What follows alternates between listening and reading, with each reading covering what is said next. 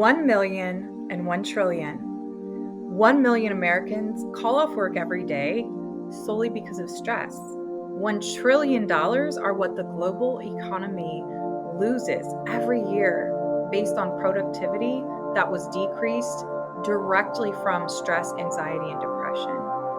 Let's hop into some quick strategies for how to better prioritize and have a daily dose of focus. Now, with a daily dose of focus, our prioritization techniques can greatly impact our effectiveness in the workplace.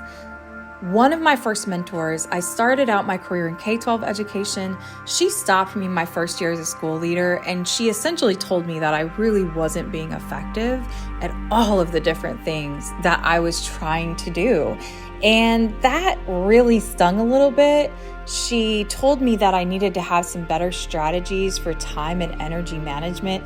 Let's be honest, it stung a lot. I felt like I was a machine every day, putting on a Wonder Woman cape and tackling my to-do list, putting in 14 and 15-hour days. But after some serious reflection, I knew she was completely right. And if she wouldn't have provided me with that feedback, my productivity would have suffered and my team would have suffered. I wouldn't have been able to serve anyone well. So here's no nonsense strategies for better productivity. There's 9 of them. First is keep first things first. A great text about how to prioritize first is The One Thing by Gary Keller. Maintain an accurate and realistic calendar is the second item, because it is really easy for us to justify giving ourselves no time in between meetings and appointments. And that really wears us out. And if we're running on empty, how can we hope to give to others in our highest capacity? So next tip, be sure that your calendar allows 5 minutes between scheduled items to prepare for the next meeting or engagement that you have. That return on investment is greater than the time you think you're losing with adding that 5-minute cushion. Believe me, I've made these mistakes. Then, just like the priority of washing our hands is always there, determine your daily big 3. If by doing nothing else you do those, you can create that focus. And I also love the strategy of writing them on 3 Post-its, crumpling them, and throwing them away. Next, be willing to say no.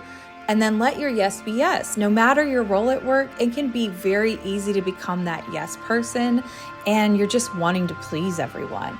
Sometimes we then place urgency on tasks or meetings that are actually energy sucks, and vampires, they're energy detours. So identifying that importance of what is most urgent will help you determine what to say yes to and what to say no to. Next, build in time for reflection. I had to get very intentional, and actually every Friday, I have an hour blocked out to reflect on the week. Why? We're back to the same target slide. That will inform my bigger goals that I need to accomplish the following week.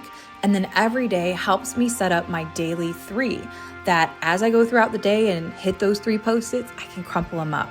When we build in that intentional time for reflection, it's not only self-accountability with our focus areas, it can help us course correct and change how we're managing our energy. So if this is you and you find yourself getting caught up in this endless minutia of tasks, meeting after meeting, you put in these long hours, and then you end the day with a spinning head and saying, hey, what did I accomplish?